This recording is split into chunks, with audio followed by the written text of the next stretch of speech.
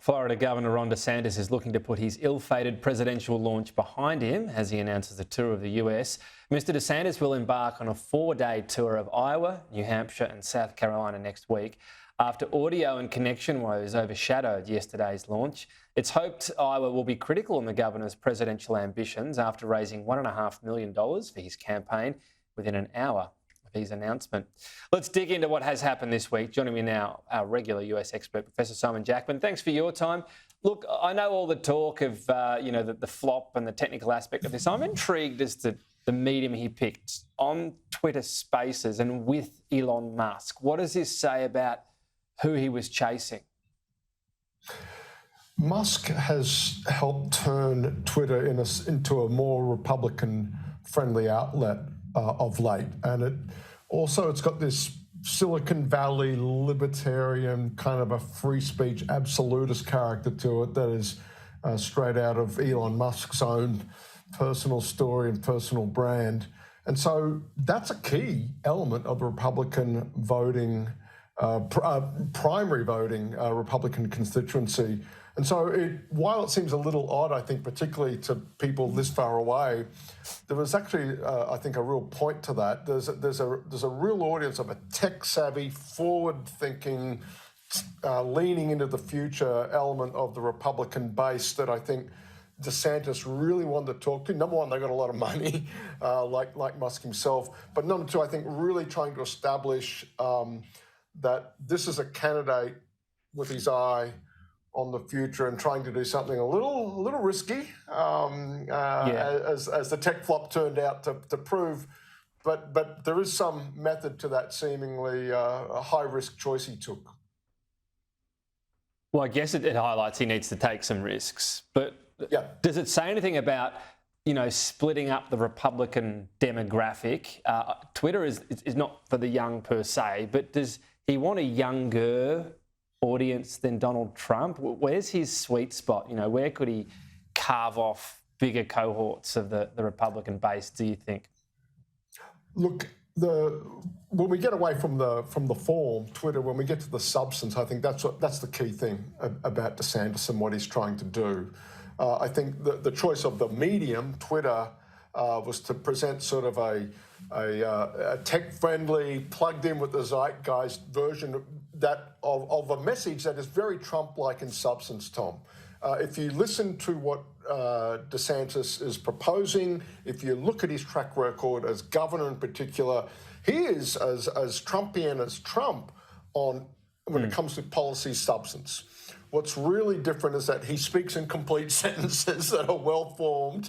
He makes references to evidentiary bases for putting arguments forward, whether you agree with them or not. At the end of the day, he comes across as a rational, engaged with the technological world, able to see both sides of an argument, but come to a conservative conclusion. And I think that's all part of the patina there. It's all part of the picture he's seeking to draw. So he's trying to say to the Republican base, to answer your question, you can get a lot of Trump-like policies that you like and want without the baggage, without some of the personal craziness and circus Trump that accompanies if you go with Donald Trump. And moreover, because of that, I will also appeal, this is DeSantis will appeal to a general election constituency, which I think for a lot of Republicans is item number one. You have to beat Biden in a general election, and a lot of people are persuaded that Trump can't do that. Yeah, so from the last time, that's the assumption. And I guess within that, the big appeal for Donald Trump has always been he'll turn out the base.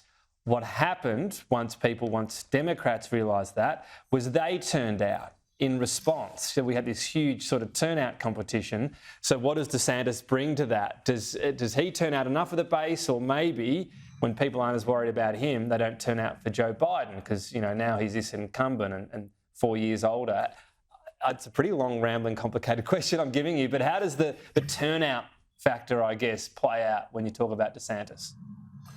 You're absolutely right, Tom. One thing that Republicans learned to their chagrin over the last 3 election cycles in the United States, that as magical as Donald Trump is for turning out Republican voters, it's even more magical as a turnout driver for Democrats, coupled with turning off independents in the centre of the political spectrum. So the hope with DeSantis, if you're a Republican strategist, is that you don't get such a huge wave of counter-mobilisation among Democrats. But if you do, you are bringing more independent swing voters will look at a DeSantis-Biden matchup, see a less troubled candidate, as you might say, than Donald Trump is, someone they could take the policy package they like without the personal baggage.